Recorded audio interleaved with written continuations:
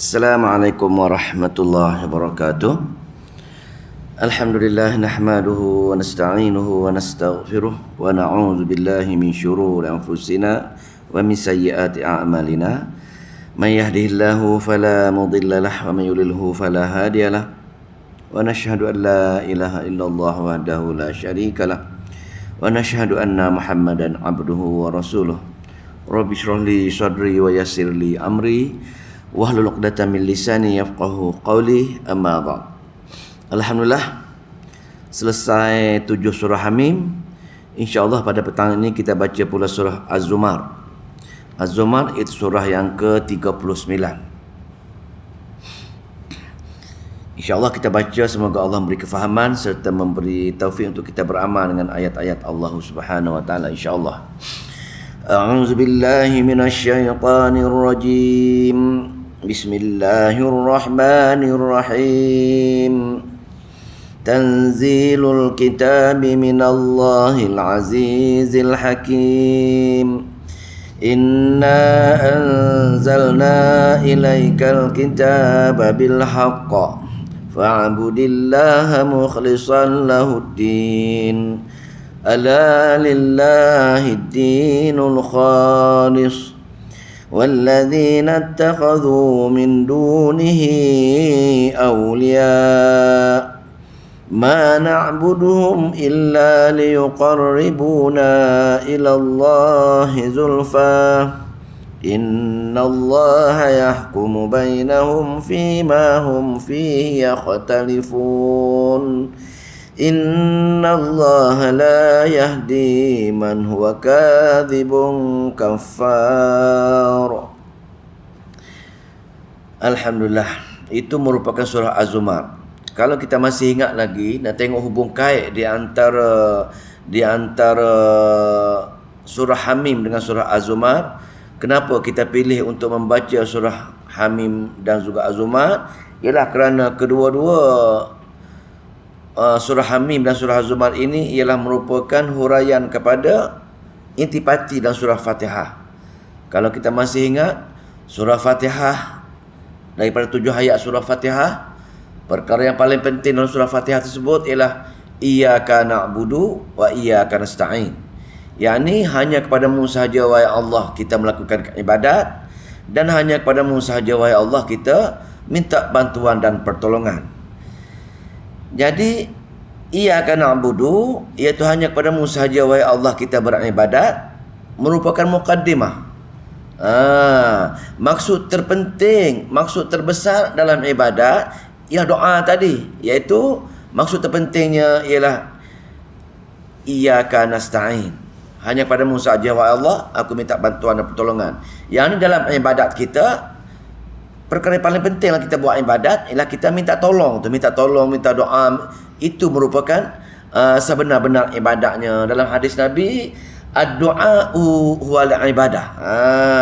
Doa tu merupakan sebenar-benarnya ibadah. Jadi memandangkan doa penting, maka kita dah buat dah hurai dah kesamaran dalam berdoa, kesamaran dalam minta bantuan dan pertolongan ialah dijelaskan oleh 7 surah yang bermula dengan surah Hamim.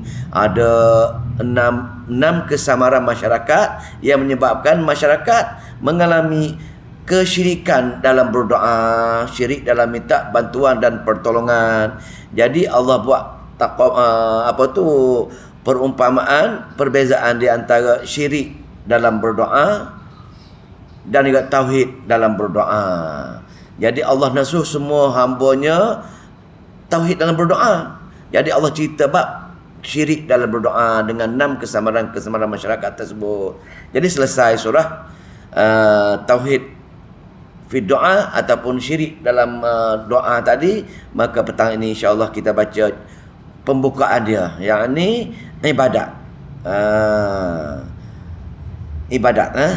Doa syirik dalam ibadat ataupun tauhid dalam beribadat sebelum mencapai doa tadi. Jadi huraian ataupun huraian kepada tauhid dalam ibadah ataupun tauhid fil ibadah ialah hanya surah Zumar. Satu surah Zumar ada berapa ayat tu? Daripada ayat yang pertama hingga ayat yang ke-75. Maksudnya 75 merupakan huraian kepada tauhid dalam ibadah. Setelah kita faham cara-cara beribadah, bagaimana ibadah yang tidak syirik pada Allah Subhanahu Wa Taala, barulah Allah terima ibadat kita. Dan kemuncak tujuan ibadah itu ialah untuk meminta berdoa kepada Allah Subhanahu Wa Taala. Okey, dakwah dia pada ayat yang ketiga pada ayat ketiga, yakni Allah kata ma na'buduhum, kamu tidak boleh beribadat kepada selain Allah Subhanahu Wa Taala. Ibadat hanya untuk Allah Subhanahu Wa Taala. Fa'budillah mukhlishan lahuddin. Itu ayat yang kedua. Ayat kedua. Fa'budillah mukhlishan lahuddin. Hendaklah engkau wahai hamba membuat ibadat, yakni menyembah, menghinakan diri kamu sehina-hinanya, meninggikan Allah setinggi-tingginya. Itu maksud fa'budi. Maka hendaklah kamu menghinakan diri kamu sehina-hinanya dan meninggikan Allah setinggi-tingginya. Mukhlishan, penuh keikhlasan untuk Allah saja. Tidak boleh sekalipun kamu sebagai qalbi, dalam qalbi kamu ataupun dalam fi'li, dalam perbuatan kamu, ataupun dalam qauli kamu ditujukan qalbi, qauli dan fi'li kepada ilah-ilah yang lain, kepada selain Allah. Itu dakwah dia. Fa'budillaha mukhlishan lahuddin. Maka beribadahlah kamu semua dengan cara qalbi ke, dengan cara qauli ke, dengan cara fi'li ke, hanya mukhlishan untuk Allah semata-mata. Tidak boleh kamu gunakan kaedah qalbi, qauli dan fi'li kepada selain daripada Allah. Ini dia punya dakwah. Kalau kamu buat juga, maka itu merupakan kesyirikan kepada Allah Subhanahu Wa Taala. Lepas ni kita huraikan baliklah. Tengok ayat yang pertama. A'udzubillahi minasyaitonirrajim. Tanzilul kitabi, diturunkan Alkitab ini. Tanzilul kitabi, diturunnya ataupun turunnya kitab. Kitab apa? Kitab Al-Quran. Turunnya kitab Al-Quran ini siapa menurunkan? Yakni minallahi, daripada Allah Subhanahu Wa Taala. Hanya Allah yang benar-benar menurunkan kitab ini. Siapa dia Allah? Maka Allah memperkenalkan Allah ialah sifat dia, yakni Al-Aziz, Maha Perkasa. Kalau hambaku dengan kitab aku, dia tidak beramal dengan kitab aku, dia tak faham kitab aku, dalam kitab aku mengandungi kepercayaan, dalam kitab aku mengandungi amalan-amalan, dalam kitab aku juga mempunyai ahkam, hukum hakam. Maka sekiranya kamu tidak betul-betul beramal sama kitab aku ini, maka aku akan, dengan sifat aku Al-Aziz, aku akan hukum kamu wahai hamba. Tidak ada orang boleh mengalahkan aku. Yang kedua, sifat aku yang kedua ialah Al-Hakim. Maka Allah memperkenalkan sifat dia. Yang kedua itu Al-Hakim, bijaksana. Yang ni, apa dia bijaksana Allah? Bijaksananya Allah ialah sekiranya hambanya memahami kitabnya, yakni baca Al-Quran, faham Al-Quran dan beramal, yakni membenarkan segala kepercayaan dan membenarkan segala amalan dalam kitab Al-Quran, ikut segala-gala amalan sebagaimana yang ditunjukkan oleh Nabi. Maka bila hambaku pegang perkara ini, maka Al-Hakim, bijaksananya aku akan menyebabkan kamu juga wahai hamba akan dengan penuh kebijaksanaan aku akan meletakkan kamu dalam syurga aku. Kamu juga akan menjadi cerdik, menjadi hakim, menjadi bijaksana bila kamu memahami dan beramal dengan kitab kami ini. Jelas Maka Allah memperkenalkan kitabnya dan juga memperkenalkan dirinya yang ada dua sifat. Sifat keras Al-Aziz dan sifat lembut Al-Hakim.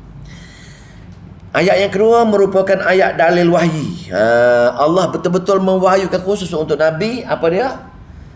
Inna anzalna, sesungguhnya kami yang menurunkan, ilaika, kepada kamu wahai Muhammad.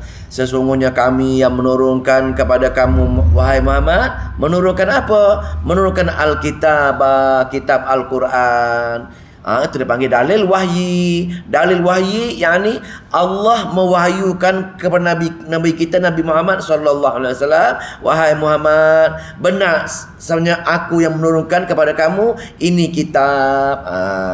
Kitab ini mengandungi apa? Kitab ini ialah bil haqq. Kitab ini merupakan kitab kebenaran. Tidak ada kitab-kitab yang lain yang lebih benar daripada kitab Al-Quran. Jadi dalam kitab Al-Quran tersebut ada 3 perkara basic, 3 perkara asas, iaitu apa dia? Iaitu Allah kenalkan diri dia. Yang kedua, Allah kenalkan Nabi dia. Rukun iman, rukun Islam dan rukun ihsan. 3 perkara tersebut. 3 perkara tersebut yakni kepercayaan, amalan dan juga hubungan di antara sesama manusia dari segi akhlak dan sebagainya. Maka itulah bil haqq, ini merupakan kebenaran. Tetapi kebanyakan manusia tidak menganggap dia ni kebenaran, pasal dia tidak cenderung menjadikan Al-Quran untuk difahami dan beramal dengannya. Kita baca surah Az-Zumar ayat 37. Az-Zumar bukan 39. Lebih bermanfaat pasal dia lebih kepada akidah. So kita faham akidah. Muka surat 458 ayat yang surah yang ke-39. Ayat yang kedua iaitu dalil akal, dalil wahyi. Allah mewahyi Nabi, menurut dia yang menurut kitab Al-Quran. Kitab Al-Quran adalah kitab yang benar. Maka daripada kesimpulan kitab Al-Quran, daripada ada 3 perkara tadi, rukun iman, rukun Islam dan rukun ihsan tadi, bila simpulkan apa perkara paling penting? Perkara paling penting dalam 114 surah ataupun 30 juzuk Al-Quran, Allah jelaskan, iaitu fa'budillaha mukhlishan lahuddin. Ayat kedua. Ayat kedua muka surat 458. Ayat dipanggil jenis ayat dalil wahyi. Allah mewahyi Nabi, iaitu kitab Al-Quran, dia yang turunkan. Kitab Al-Quran ini adalah merupakan kebenaran, dan kesimpulan daripada 114 surah Al-Quran ialah Allah menitahkan kepada hambanya, fa'budillaha mukhlishan lahuddin. Wahai hamba, sembahlah aku. Wahai hamba, beribadat dengan aku saja. Yang ni ibadat kamu itu sama ada ibadat ibadat apa tu? Ibadat qalbi, ibadat hati. Ibadat hati ni apa dia? Rasa kasih sayang dengan Allah, rasa takut dengan Allah, rasa tawakal kepada Allah. Apa-apa saja yang menyebabkan penyakit hati, dalam hati tadi tak boleh kita merasakan kepada ketuhanan tadi kepada selain Allah Subhanahu Wa Taala. Takut, kena takut dengan Allah. Sayang, kena sayang dengan Allah. Itu maksudnya tawakal, kena tawakal kepada Allah. Barulah qauli dia jelas untuk Allah semata-mata. Dan perasaan tak boleh ada pada selain Allah. Kalau ada, maka syirik kepada Allah Subhanahu Wa Taala. Pasal kalau qauli ketuhanan kita ada juga pada perkara qalbi kita ada pada perkara lain. Pertama, yang kedua, ibadat dalam bentuk apa dia? Dalam bentuk qauli, dalam bentuk tutur kata. Mana segala puji macam orang Arab dia, alhamdulillah al-uzza, tak dibenarkan sekali. Tak boleh kita memuji, tidak boleh kita mengucapkan kepada selain Allah atas dasar sifat-sifat Allah tersebut. Itu qauli, apa-apa saja sebutan dia. Yang ketiga, fi'li, ibadah dalam bentuk ibadah dalam bentuk perbuatan. Kalau Allah kata tawaf hanya di Kaabah saja, kita keliling Kaabah tu, mana perbuatan. Tak boleh sama sekali kita beribadat sebagaimana kita meliling Kaabah dengan pergi ke kubur-kubur ulama kita keliling kubur, macam tawaf kat kubur-kubur. Begitu juga kita tak boleh sujud. Pasal sujud itu merupakan ibadat dalam bentuk perbuatan. Tak boleh kita sujud kepada selain daripada Allah Subhanahu Wa Taala. Begitu dengan qiyam, dengan apa-apa perbuatan lain, itu merupakan bentuk ibadah. Ibadah ini sama ada qalbi, qauli atau fi'li, hanya semata-mata untuk Allah semata-mata. Kalau kita beribadat kepada sebagaimana tadi kepada selain Allah, itu merupakan kesyirikan kepada Allah Subhanahu Wa Taala. Fa'budillaha mukhlishan, maka beribadatlah kamu dengan penuh keikhlasan. Ibadat, apa dia keikhlasan? Dalam ibadat ini dua bentuk, sama ada untuk Allah, yang kedua untuk selain Allah. Untuk Allah jelas itu mukhlisan. Tapi kalau untuk selain Allah, dia ada dua bentuk ibadat. Yang pertama, kita bercampur. Dengan Allah pun kita minta tolong, dengan Allah pun kita merayu, dengan Allah pun dalam masa sama kita minta tolong juga dengan meminta kepada selain Allah. Dengan Allah pun kita buat. Dengan pergi jumpa juga dengan kubur keramat. Contohnya pergi merayu, menyeru pada syekh-syekh dalam kubur. Atau pergi jumpa juga dengan bomoh-bomoh. Atas dasar mengambil perkara-perkara luar asbab. Kita minta juga nak tolak bala. Pergi jumpa dengan bomoh untuk tolak bala. Tak boleh. Pasal dia merupakan luar asbab. Hanya untuk Allah semata-mata. Dua. Dan yang ketiga dalam bentuk hubung ni ialah orang yang semata-mata minta dengan selain Allah. Tiga bentuk. Satu bentuk untuk Allah semata-mata, itu maksud mukhlisan. Kalau yang kedua untuk kesyirikan ialah mereka bercampur. Dengan Allah pun mereka minta, dengan Allah pun mereka berzikir, dengan lain pun mereka bergantung harap juga. Itu merupakan bercampur. Itu merupakan syirik. Yang kedua, semata-mata minta dengan ilah-ilah yang lain. Langsung tidak minta dengan Allah. Itu syirik yang mutlak lah. Tiga ni. Itu maksud fa'budillaha mukhlishan lahuddin. Maka sembahlah Allah mengikhlasnya dalam bidang agama. Ini saja barulah tidak menjadi syirik kepada Allah Subhanahu wa taala dalam ibadat kita. Yang ketiga, ayat yang ketiga, huraian kepada bagaimana fa'budillaha mukhlishan lahuddin tadi. Bagaimana cara untuk huraian kepada dakwah surah untuk beribadat hanya semata-mata kepada Allah Subhanahu wa taala. Ala lillahi, ingatlah wahai semua pembaca-pembaca Al-Quran, wahai semua hamba-hambaku, lillahi, dah, hak yang diwajib dan persembahkan itu, hak ibadat kamu itu hak milik Allah. Ibadat kamu tadi tak boleh. Bila kamu tujukan ibadat kamu sama ada qalbi, qawli atau fi'li tadi kepada selain Allah, maka itu dah merupakan kesyirikan. Pasal apa? Ibadat itu hanya milik Allah. Kalau kamu nak Allah kata, kalau kamu nak aku bagi pahala, aku pandang ibadat kamu tadi, aku merekod kerana rekod baik, maka ibadat itu penuh keikhlasan mesti untuk aku. Kalau ibadah itu bukan ikhlas untuk aku, kamu nak tunjuk ke orang kampung ke, kamu nak tunjuk pada selain aku ke, maka itu aku tak terima. Pasal apa? Pasal lillahi, milik aku ibadah itu. Lillahi dinu, maka milik Allah agama ataupun ibadah itu al-khalis, penuh pemurnian. Sikit pun tidak ada kepada selain Allah Subhanahu wa taala.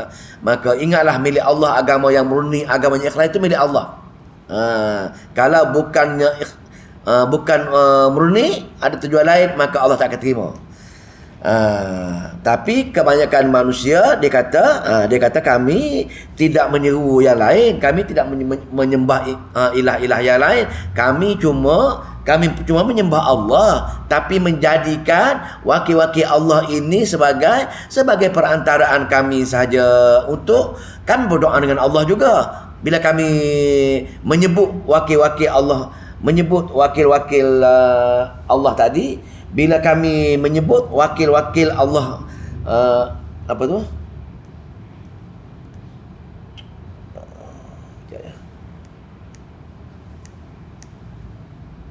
Bila kami menyebut wakil-wakil Allah tadi dalam suruhan kami, maka sebenarnya kami nak suruh sebagai perantara supaya cepat makbul dengan Allah Subhanahu wa taala. Itu maksudnya. Jadi Allah nukilkan ma na'buduhum illa liyuqarribuna ila Allahi zulfa. Kami bukan menyembah ilah-ilah tadi, kami bukan menyeru ahli-ahli kubur tadi, kami bukan bergantung kepada ilah-ilah tadi, tetapi tujuan kami ialah nak merapatkan hubungan dengan Allah saja. Ma na'buduhum illa liyuqarribuna ila Allahi zulfa. Kami tidak menyembah ilah-ilah, tetapi melainkan amalan yang kami buat menyeru tadi ialah untuk merapatkan hubungan dengan Allah serapat-rapatnya. Itu maksud dia. Maka innallaha yahkumu bainahum fima hum fihi yakhtalifun. Maka sesungguhnya Allah yang akan memutuskan di antara mereka tentang bentuk-bentuk ibadat yang mereka lakukan ini. Untuk mereka yang berselisih ini, misalnya ini merupakan kesalahan-kesalahan mereka, tapi dunia yang tak tahu. Bila pergi hari akhirat, rupa-rupanya baru tahu ini rupanya perselisihan mereka kata boleh beribadat menggunakan perantaraan bertawassul tersebut, tapi Allah kata tak boleh, itu merupakan kesyirikan kepada Allah Subhanahu Wa Taala. Maka untuk orang-orang yang menggunakan perantaraan untuk beribadat ini, maka Allah kata aku tidak akan beri hidayah kepada mereka. Maka innallaha, sesungguhnya Allah itu la yahdi, tidak akan memberi petunjuk. Allah tidak akan beri petunjuk man huwa, kepada siapa saja yang kadzibun, mereka yang mendusta. Dah tahu dah ayat Allah macam ni, dia mendustakan ayat-ayat tersebut. Bila dia kadzibun kafarun, maka dia pun akidah mereka engkar kerana menjadikan sesembahan, menjadikan ilah-ilah itu sebagai perantara tadi, engkar akidah yang salah. Amalan mendusta, akidah yang salah. Dua-dua salah. Amalan pun salah, akidah pun lagi. Dua-dua perkara Allah, bila Allah tak bagi tunjuk, inilah keadaan yang akan berlaku. Itu ayat yang ketiga. Ayat yang keempat, timbul persoalan. Perlu ke tak perlu menggunakan perantaraan bersama-sama dengan Allah? Perlu ke tak perlu dengan Allah pun kita seru, kita minta, tapi dengan perantaraan pun kita perlu juga, yang ni adanya ilah-ilah yang lain bersama Allah. Maka Allah jawab kesamaran mereka ini sebenarnya itu hanya perasaan saja perlu, sebenarnya tidak perlu, banyak Allah saja yang maha kuasa. Maka Allah jawab persoalan masyarakat sebagai ini. Sebenarnya itu merupakan orang yang degil, orang yang sombong, orang yang sak saja yang mengatakan Allah ada penolong-penolongnya, Allah ada naibnya, Allah ada anaknya, berbagai-bagai ini. Maka Allah jawab persoalan mereka. Kenapa kamu mengatakan Allah ada penolong, Allah ada wakil? Kalau Allah ada wakil, kalau Allah ada penolong, mesti Allah nyatakanlah kitab-kitab dia. Tapi ini hanya rekaan kamu, hanya fitnah kamu saja, wahai manusia. Lau aradallahu, sekiranya menghendaki akan Allah ayyatakhidha waladan, untuk mengambil seorang anak. Waladan, anak di sini bukan anak macam kita tu, anak sini ialah orang yang ada kuasa macam Allah. Anak maksudnya Allah bagi kuasa dengan dia untuk melaksanakan kerja-kerja kecil. Kalau untuk mentambah rezeki ke, untuk elak banjir ke, untuk menjaga keselamatan hutan ke, memadai dengan apa tu, dia punya pembantu ini saja. Yang ni waladin bagi anak ini. Wakil dia. Mereka mengatakan kalau Allah kata sekiranya Allah kehendaki untuk mengambil wakil-wakil dia, dah mesti dicerita dalam kitab dia. Yang pertama, yang kedua, lastafa mimma, mesti dia pilih orang tu. Tapi orang Arab kata malaikat anak Allah. Tapi dia mengatakan malaikat anak perempuan Allah. Tapi itu orang Arab sendiri yang mengata sedemikian. Allah tak pernah nyata pun. Tapi kalau Allah nak nyatakan malaikat, mesti Allah pilih sendiri. Begitu juga dengan orang Nasara, Nabi Isa mengatakan anak Allah. Begitu juga Nabi Uzair, Nabi orang Allahu Akbar, golongan Yahudi mengatakan Uzair sebagai anak Allah. Itu merupakan ciptaan-ciptaan mereka saja. Allah kata kalau Allah nak, mesti dia pilih, dia nyatakan kitab-kitab dia. Pasal apa? Pasal segala makhluk-makhluk ini ciptaan Allah semata-mata. Lastafa mimma yakhluqu ma yasha, mesti Allah pilih di antara ciptaan-ciptaan itu untuk menjadikan wakil-wakil dia kalau Allah kehendaki. Tapi tak perlu, kerana hanya Allah saja segala-galanya. Maka Allah kata subhanahu wa tasbih, maha suci Allah daripada ada sebarang wakil, maha suci Allah yang ada sebagai anak, maha suci Allah yang ada sebagai pembantu, tiada sama sekali. Maha suci dia. Kenapa? Huwallahu, hanya dia saja. Huwallahu, dan dialah saja ni Allah al-wahid, maha esa. Ni Allah saja al-wahid, Allah saja maha esa, dan al-qahar, maha kuat, maha boleh mengalahkan siapa saja. Tak perlulah dia ada pembantu segala-galanya. Tak perlu dah. Pasal Allah ini esa, Allah ini boleh mengalahkan siapa saja. Inilah tema sebenarnya surah. Maka Allah itu al-qahar, Allah itu mengesakan Allah dalam ibadat. Maka dakwah tadi hendaklah kita meyakini. Sebab tu dalam kalau ikut Ibnu Abbas, Kalau jumpa kalimah ibadat dalam Al-Quran, maksud ibadat itu ialah mengesakan Allah. Setiap kalimah ibadat dalam Al-Quran, maksudnya ibadat tadi, ibadat untuk mengesakan Allah. Tidak ada sebarang ilah lain yang ada kuasa macam Allah. Hanya Allah saja, Al-Wahid dan juga Al-Qahar. Maka bila jadi macam ini, Allah buktilah kenapa dia esa, kenapa dia Al-Wahidul Qahar. Maka Allah bercerita dalil akli. Macam biasa-biasa jugalah. Saya ulang laju lah pasal ini, pasal kita dah berulang kali tengok dalil akli. Itu akal kita berfikir. Dalam Al-Quran pun ada, dekat luar pun sana ada. Maka bila kita baca Al-Quran, oh dalil akli tentang kehebatan Allah, kita pergi keluar, tengok langit ada, tengok gunung ada, Masya Allah, inilah hebatnya Allah. Sama dengan apa yang di luar, sama dengan dalam kitab Al-Quran dia. Maka kita pun mengucaplah, berdoa ke sebagainya, memuji Allah. Hanya dia yang mencipta langit, bumi, segala-gala ini. Bukan sia-sia, ada tujuan untuk menguji kita sebagai hamba, jasa daripada hamba. Maka minta doalah, wahai Allah, jauhi aku daripada neraka jahanam. Wahai Allah, dapatlah syurga kamu. Benar apa yang kamu buat ini untuk aku semua. Khalaqas samawati wal arda bil haqq. Maka dia menciptakan langit dan bumi dengan benar. Tidak ada orang lain, dia. Maka yang kedua, yukawwirul laila 'alan nahar, dia menggulungkan malam ke atas siangnya. Dia buat malam diganti dengan siang, siang diganti dengan malam, pun urus tak habis juga. Wa yukawwirun nahara, dia menggulungkan siang, alan laili, atas malam pula. Malam tu bila siang pula dia gulung malam, keluarlah siang. Bila siang dia gulung malam, jadilah siang. Itu kerja Allah Subhanahu Wa Taala. Bukan berlaku sendiri. Lepas tu asyamsi wal qamar, maka dia wasakhara syamsa wal qamar, dia menundukkan matahari dan bulan untuk bergerak arahan dia. Kullu yajri li ajalin musamma, akan beredar semua sekali, langit, bumi, bulan, bintang ini beredar sebagaimana Allah arahkan. Li ajalin musamma, sampai kiamat baru dia rosak, baru dihancurkan bulan, bintang, langit ini dihancur sama. Kenapa? Kerana telah tamat sudah untuk menguji manusia. Atas faktorlah nikmat Allah, nikmat yang Allah beri ini, kalau manusia tak mensyukuri, dia akan tanya, kenapa kamu guna langit, kamu guna bumi, guna bintang, kenapa kamu guna, sedangkan untuk aku kamu jahil, kamu sombong.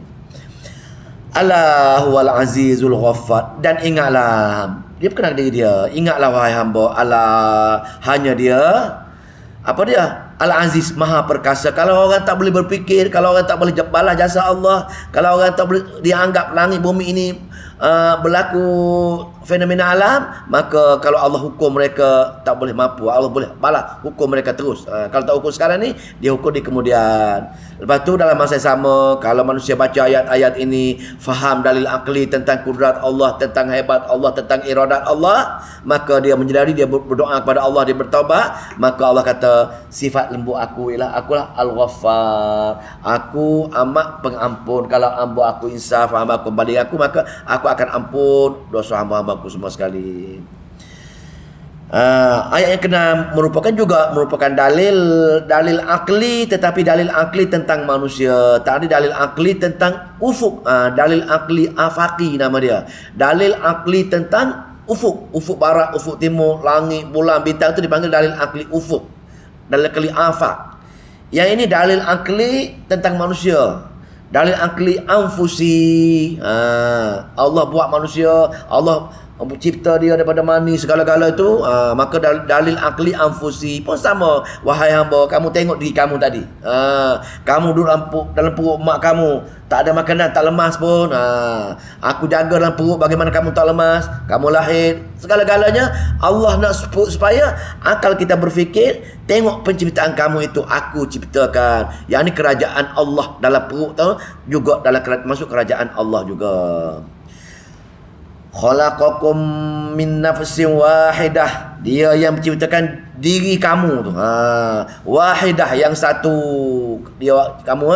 Thumma, kemudian ja'ala minha zawjaha, dia menjadi pula pasangan-pasangan kamu. Bila kamu besar, kamu lahir, dia buat pasangan-pasangan kamu pun dia juga yang anak ada pasangan tersebut. Lepas tu untuk kamu juga, wa anzala lakum minal an'ami thamaniyah, Dia juga menjadikan kamu binatang-binatang ternakan 8 jenis semua sekali. Kambing, biri-biri, lembu, kuda, unta. 8 jenis. Dalam surah Al-An'am ceritalah ini. Apa 8 jenis binatang ternakan ini. Rupanya memang Allah jadi 8 jenis binatang ternakan. Azwaj, jadi juga pasangan-pasangan binatang ternakan tersebut.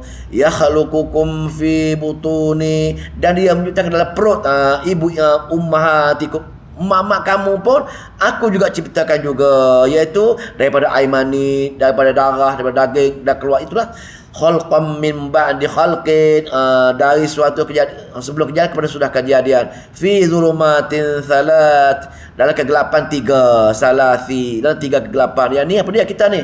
Perut mak kita pun gelap. Yang kedua, perut dalam rahim pun gelap. Yang ketiga, dalam tembuni, kita panggil tembuni, dalam selaput perut tu dipanggil tembuni, 3 kegelapan.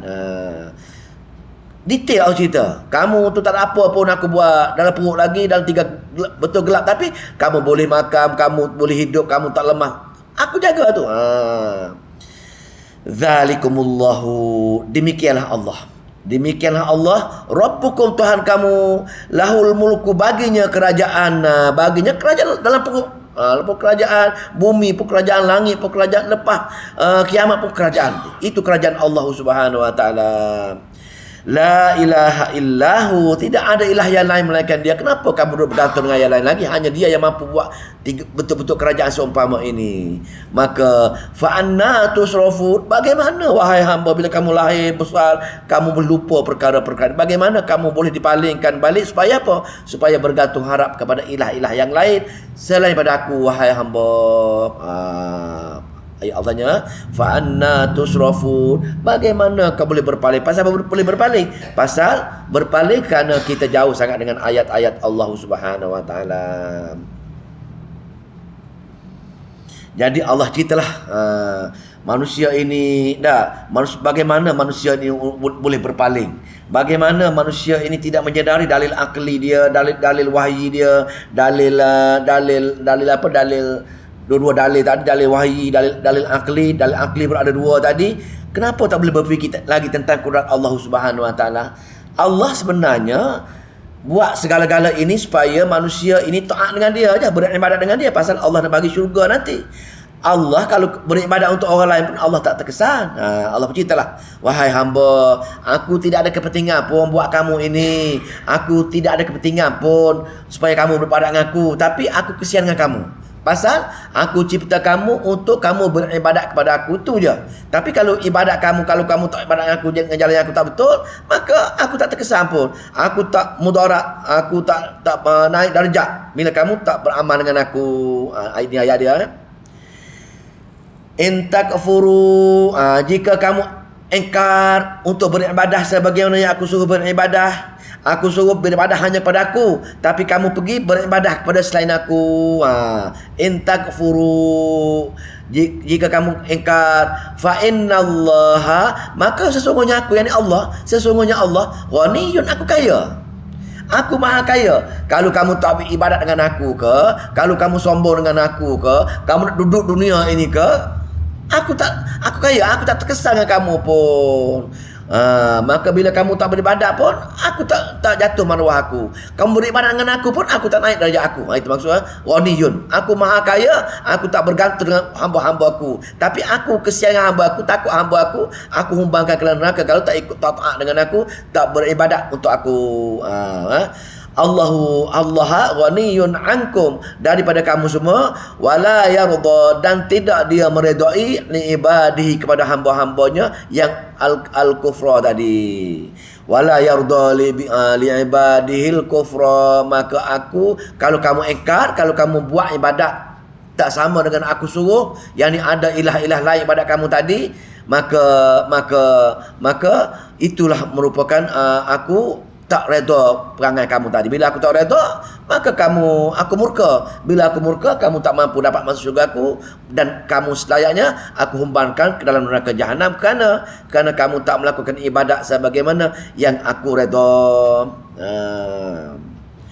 Wa in tashkuru, dan jika kamu bersyukur, yardahu, dia meredainya. Bila aku bagi nikmat, sepatutnya kamu bersyukur. Cara bersyukur macam mana? Kamu beri ketaatan kepada aku. Itu maksudnya dalam ayat tu dah. Bila kamu bersyukur, aku tambah lagi. La in syakartum la azidannakum. Jika kamu bersyukur, aku akan tambah nikmat aku.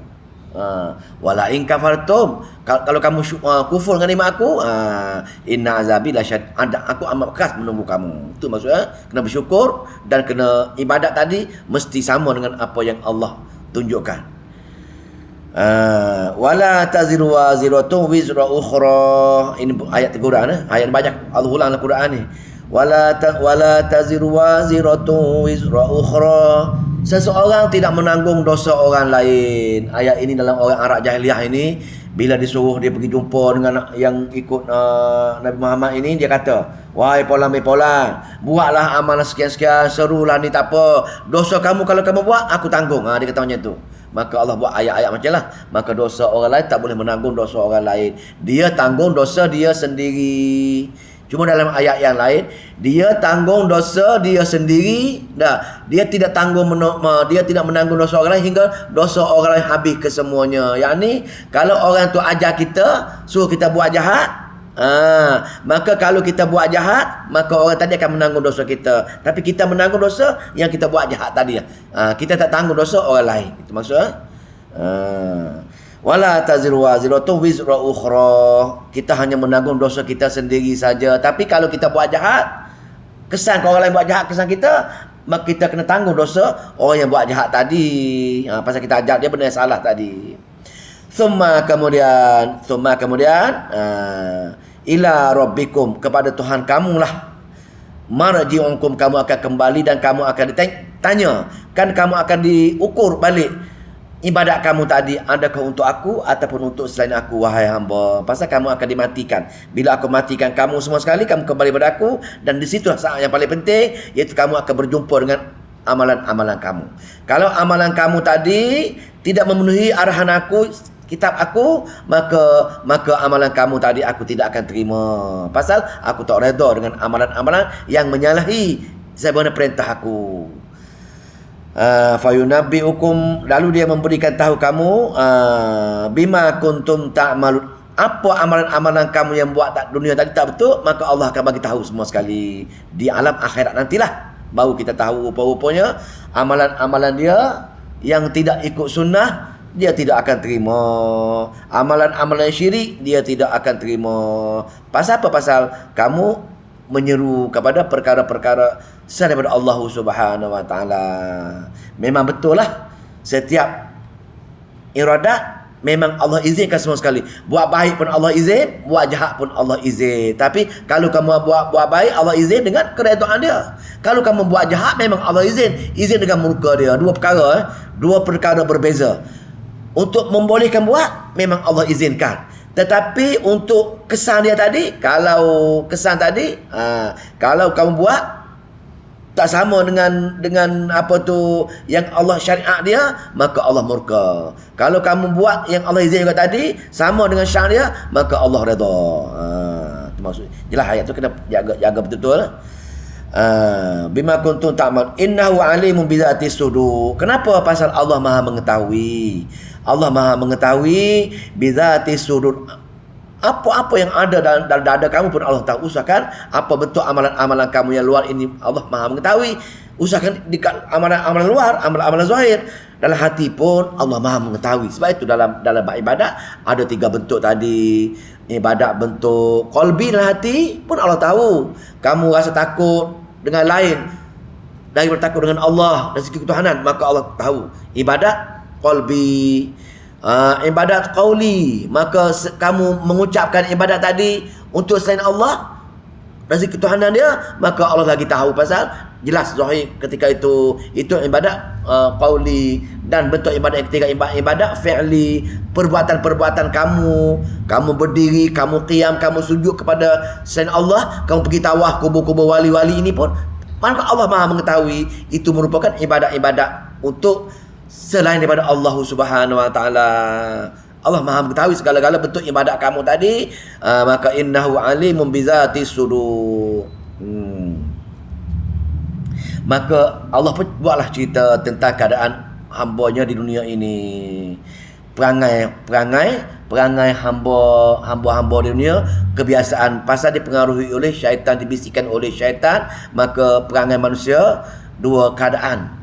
Sekiranya mereka dekat dengan Al-Quran, perangai manusia akan menjadi bentuk keimanan, bentuk hidayah Allah. Kalau perangai manusia tadi jauh dengan Al-Quran, maka Allah akan tutup dia, maka segala amalan tadi sebagaimana bisikan-bisikan syaitan saja. Pasal korin ada bersamanya, korin jahat, korin syaitan tadi. Tengok ayat dia. Ini ayat teguran, ayat zajrun juga. Wa iza massal insana, dan apabila massal insana, apabila manusia aku bagi bahaya dengan dia. Durrun. Wa iza masal insanu nadurrun, apabila manusia tadi diturunkan sesuatu penyakit, satu bahaya, suatu masalah, sesuatu musibah. Jika aku bagi manusia itu sesuatu musibah, dalam ayat lain, musibah itu pun daripada dosa-dosa dia sepatutnya. Kalau aku bagi kepada hamba aku uji kepada hamba aku ni dengan musibah. Wa iza masal insana durrun, dan bila menyentuh manusia satu bahaya, maka doa rabbahu, maka dia berdoa, dia tahu dia berdoa kepada aku, muniban, untuk kembali kepadanya.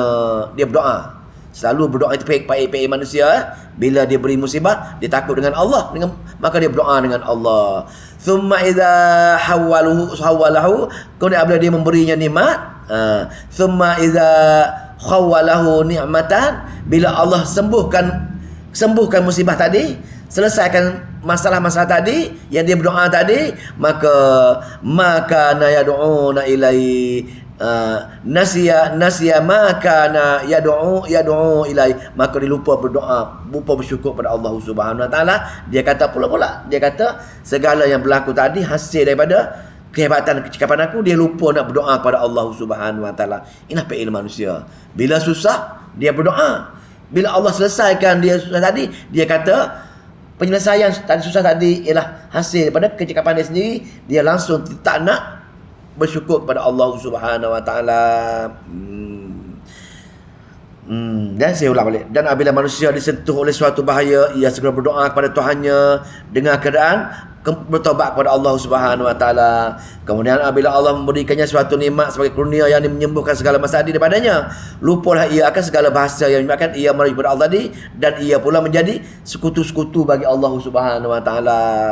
Dia pun menyerulah pada ilah-ilah yang lain dengan apa?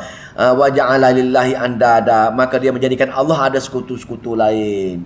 Apa dia sekutu ni? Kalau disembuh penyakit tadi, dia rasa hasil kepandaian dia, hasil kecekapan dia, atau apa-apa sama Allah yang menyebabkan dia diselesaikan masalah tadi, itulah wa ja'ala lillahi andada. Dia menjadilah selain Allah ini andada, orang yang sama, ada sifat yang sama dengan Allah saja. Kalau Allah boleh menyembuhkan penyakit luar biasa, maka selain Allah pun boleh menyembuhkan penyakit luar biasa juga. Jadi bomoh-bomoh yang ada kuasa luar biasa inilah andada, bersama-sama dengan Allah Subhanahu Wa Taala. Ada kuasa sama dengan Allah, kuasa tahu benda gaib sama dengan Allah, maka itulah andada.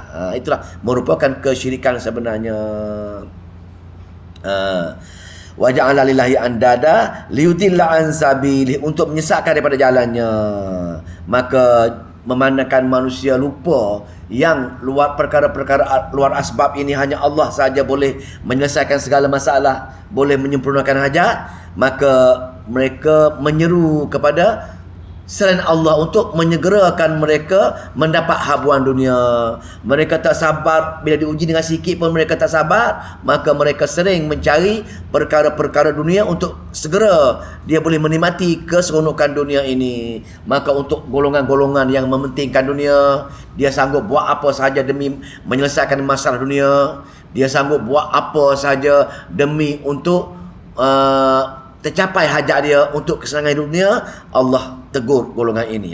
Kalau kamu nak dunia sangat hingga lupa nak ingatkan aku, maka Allah kata, kul, katakanlah, tamatta' bi kufrika qalilan, bersenang-senanglah kamu dengan kemewahan dunia yang qalilan, yang kecil ini. Allah menyindir. Oh, kamu sombong ya, kamu tenang aku ya. Okey, bersenang-senanglah kamu dengan sementara. Tamatta, kamu tamatta, kamu bersenang yang sikit dan yang cepat. Banyak kali Al-Quran tamatta ni. Tamatta, bersenang-senanglah dengan yang sikit sangat, dengan bersenang-senang dengan cepat sangat. Wahai hamba, kamu rasa ni bersenang-senang bikufrika dengan dunia ini. Qalilan, tambah lagi. Dah lah tadi sikit dan cepat, tambah lagi qalilan, ada tanwin pula. Yang amat-amat sikit ini kamu rasa banyak dah dengan dunia, maka guna dunia dengan sepenuhnya. Kamu rasa dunia ini segala-galanya bagi kamu. Tengok Allah menyindir. Qul tamatta' bi kufrika qalilan, maka bersenang-senanglah dengan kekufuran, dengan keingkaran, dengan suka dengan dunia yang sikit itu. Innaka, sesungguhnya kamu, min ashabin nar. Tengok Allah sindir. Sesungguhnya kamu ini daripada ahli-ahli neraka Jahannam. Ashabin nar, engkau inilah ahli, dah register dah. Dan menjadi ahli berdaftar neraka kekal selama-lamanya. Pasal apa? Pasal kamu menjadikan ilah-ilah dunia untuk kesenangan dunia. Kamu sanggup membuat perkara-perkara kesyirikan, kamu sanggup membuat perkara-perkara bid'ah demi untuk memenuhi tuntutan nafsu kamu, kerana seronok sangat dunia hingga kamu lupa nak kembali pada Allah Subhanahu wa taala. Itu saja. Maka untuk orang yang seumpama ini, orang yang rasa suka dengan dunia, dua kumpulan, orang yang jahil Quran, suka dengan dunia, mereka sanggup buat apa saja untuk dapat kesenangan dunia yang amat-amat sikit ini. Satu kumpulan lain pula, dia baca, dia tengok Quran, dia walaupun diuji macam mana pun, dia tetap berdoa kepada Allah Subhanahu wa taala. Bila Allah bagi kesembahan, dia bersyukur. Untuk golongan ini, dua golongan ini. Maka Allah buat perumpamaan. Spesialnya surah Zumar ini ialah Allah selang-seli. Satu ayat Allah nak ceritakan kebaikan, kehebatan, kebenaran. Satu Allah ceritakan kejahatan, kesesatan dan kesombongan. Dua-dua tu dipanggil ayat apa? Muqabbil. Ayat perbandingan. Ayat perbandingan di antara yang baik dan jahat supaya kita nampak perbezaan jelas. Tengok perbandingan satu baik, satu jahat. Baik, jahat, Allah selang-seli dia untuk kita berfikir. Tengok ayat yang ke mana dah? Ayat yang ke-8, ayat 9. Amman huwa, apakah orang yang qanitun, adakah orang yang taat, yakni adakah orang yang dengan bila dia mahir Al-Quran, dia faham Al-Quran, maka dia pun memberi ketaatan kepada Allah Subhanahu wa taala dengan mengikuti Al-Quran tadi. Amman huwa qanitun, adakah orang yang dia taat memenuhi suruhku ana al-laili, di waktu malam. Cara mana taat aku? Ana al-laili sajidan, pada waktu malam dia orang yang solat, bersujud, berzikir dan sebagainya.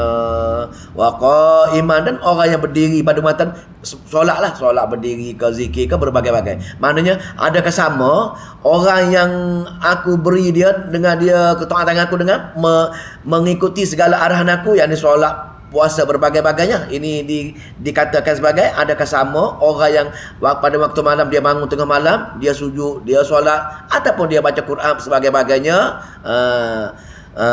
berdiri qiyam.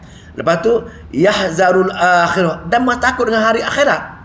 Kenapa dia bangun, kenapa dia taat dengan Allah tadi? Pasal dia yakin adanya hari akhirat, maka dia perbuat amalan-amalan itu untuk Allah Subhanahu wa taala. Takut Allah tanya bila jumpa Allah di hari akhirat nanti, wahai hamba, kamu ikut tak Quran aku dengan ikut surat aku? Kamu taat dengan aku dengan tinggal larangan aku? Pasal apa? Pasal hari akhirat dia yakin. Ini ayat ni. Ana al-laili sajidan wa qa'iman yahzarul akhirah. Dia takut sangat dengan Allah akan tanya dengan dia ni. Pertama. Yang kedua, wayarju rahmatan. Dia wayarju, dia amat-amat mengharapkan sangat Allah terima amalan-amalan dia. Takut payah. Takut dia pergi hari akhirat Allah tak terima amalan-amalan dia. Adakah sama orang macam ini? Perbandingan. Roh dengan Tuhannya. Qul, katakanlah. Hal yastawi allazina ya'lamuna, adakah sama dengan orang-orang yang mengetahui, wallazina la ya'lamuna, dan orang yang tidak mengetahui. Satu kumpulan lagi, dia watak tengah malam dia tidur je.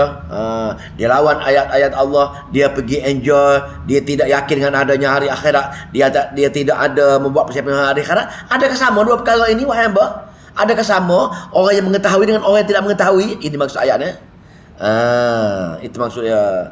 Qul, katakan. Hal yastawi allazina ya'lamuna wal ladzina la ya'lamun. Adakah sama orang yang mengetahui dengan orang yang tidak mengetahui? Tahu apa? Tahu Al-Quran, tahu perintah Allah. Kalau orang yang tahu adakah sama? Kalau dia tahu, kalau dia buat jahat, dia bertobat. Selesai. Orang tak tahu pula, dia buat salah, dia tidak akan bertobat. Tak selesai masalah. Adakah sama? Maka untuk kita berfikir, memang tidak sama. Orang yang tahu, Allah akan bagi syurga. Orang yang tak tahu, Allah membakar ke dalam neraka Jahannam. Itu kesimpulan dia.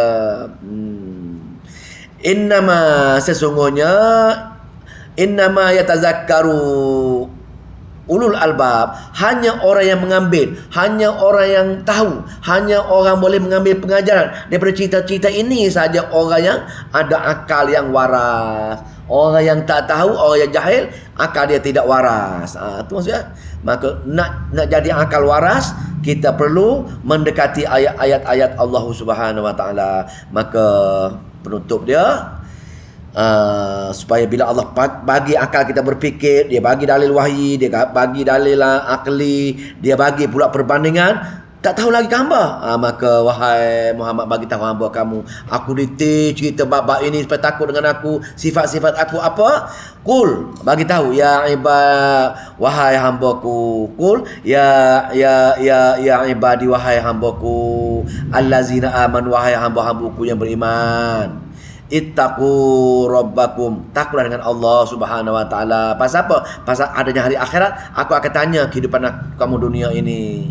Takut dengan ayat lain, takut di samping bergantung harap dengan dia. Takut indah ibadat hati ni. Takut merupakan ibadat, apa dia? Ibadat qalbi. Kalau kita takut pada lain, maka kita telah mensyirikkan Allah dari segi ibadat tadi.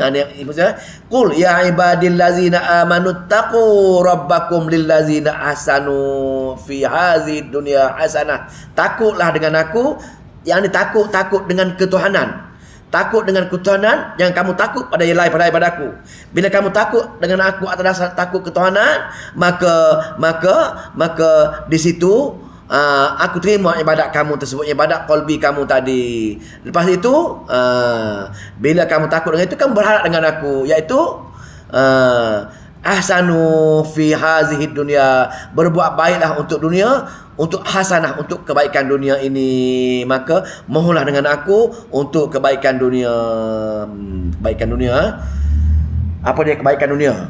Kebaikan dunia ini, contoh kebaikan dunia yang Allah bagi kita ni, contoh kita ada EQN ni. EQN satu kebaikan dunia dia, kita ada Jumaah yang sama-sama, semua sekali nak belajar Quran, nak belajar hadis, nak belajar amalan-amalan benar. Tengok kenapa ni? Pasal Allah bagi kebaikan dunia dengan kita, kerana kita tak sanggup nak buat jahat. Pasal kita buat jahat, kawan kita tengok tadi dan masing-masing setiap petang, setiap pukul 6 petang kita berebut datang nak dengar tadabbur. Berebut salah. Pasal apa? Pasal Allah jadikan di antara kita ini kebaikan dunia. Kebaikan malam pun sama. Malam pun kita berebut nak mari solat tarawih, berebut nak berbuat tahajud. Ini merupakan kebaikan dunia yang sepatutnya yang Allah telah bagi kepada kita, hasil daripada kebaikan dunia Allah. Wujud umur yang baik untuk umur kita pun untuk perkara-perkara kebaikan. Sebab tu kita minta Rabbana atina fid dunya hasanah. Wahai Allah, bagi kebaikan dunia. Kebaikan dunia itu bukan kebaikan yang ni, kebaikan yang digunakan kebaikan untuk pergi menemui Allah di hari akhirat nanti. Fi hazihi dunya hasanah wa ardullahi, dan di atas bumi Allah kebaikan juga yang wasi'ah dan luah ini. Kalau kebaikan dunia ini, kalau zaman Nabi dia minta dengan kebaikan dunia, tapi dia tak duduk di Mekah tadi. Pasal orang halang dia buat amal, orang halang dia nak mengaji Quran. Maka Allah kata, kamu kebaikan aku yang ni, apa dia? Wasi'ah, bumi Allah ini amat luas. Pindah tempat lain. Kalau tak boleh duduk di kampung ni, contohnya kampung ini orang boikot, orang nak mengaji ni tak boleh mengaji, orang tembak sebagainya, pindahlah ke kampung sebelah lain. Maksud itu kebaikan tadi. Memang Allah akan jadikan kebaikan kita. Kalau sini tak ada ilmu, Allah akan, biasa kita akan pindah ke tempat-tempat lain. Dah tahu dah tempat itu ilmu sesat orang mengajar. Tempat itu ilmu khurafat orang mengajar. Tempat itu ilmu bid'ah kita mengajar. Maka kita cari tempat-tempat lain. Allah mempermudahkan. Oh, rupa-rupanya ada tempat yang boleh belajar ilmu sunnah dengan ilmu sunnah, ilmu tauhid, ilmu Quran, ilmu hadis. Cari. Itu merupakan kebaikan dunia yang Allah bagi kita. Tapi kita tak sedar benda ni. Tuan kan? Innama yuwaffa, sesungguhnya hanyalah yuwaffa sabiri. Cuma Allah kata sesungguhnya orang yang sabar dapat segala ini. Innama yuwaffa, sesungguhnya diperlukan orang-orang yang ada sifat sabar saja untuk pergi belajar tempat lain, pindah negeri ke, sabar belajar malam siang belajar, hanya sabar saja. Pasal apa? Pasal sabar ini ialah pilihan Allah Subhanahu Wa Taala. Tanpa sabar kita tidak akan menjadi. Maka sabar Allah kata untuk orang yang ada sifat sabar. Ini iaitu untuk orang ada sabar ialah ajrahum bighairi hisab. Pahala mereka tak boleh kira. Ini sebab tu kita kena tanamkan. Nak pergi syurga kena ada sifat sabar. Pasal apa? Sifat sabar ini ialah satu, Allah kata ajruhum bighairi hisab. Sesiapa yang aku anugerahkan sabar, dia betul-betul istiqamah dengan sabar tersebut, rupa-rupanya pahala sabar yang dia ada itu tak boleh kira besarnya pahala dia. Wallahu ta'ala alam. Sampai 10 ayat. A'udzubillahi minasyaitonir rajim. Bismillahirrahmanirrahim. Allahumma salli wa sallim wa barik ala Muhammad. Allahumma faqihna fi din wa 'allimna ta'wil wahdina ila sawa'is sabil. Allahumma fiqna lima tuhibbu wa tarda waj'al akhiratana khairan minal ula. Radina billahi rabban wa bil islami dina wa bi Muhammadin nabiyyan wa rasulah. Allahumma aj'alil qur'ana hujjatan lana ya arhamar rahimin wa la taj'alil qur'ana hujjatan alaina ya rabbal alamin. Rabbana atina fid dunya hasanah wa fil akhirati hasanah wa qina azabannar. Walhamdulillahi rabbil alamin. Assalamualaikum warahmatullahi